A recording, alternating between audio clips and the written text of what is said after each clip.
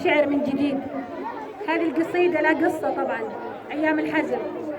واحدة من جيراني قالت إن الحوثيين وإيران يقولون نبغى ديار عنزة. طبعا والشاعر عنده غير وحمية، فصارت بنفسي أنا قلت هذه الكلمات، يمكن سمعتوها أنتم قبل.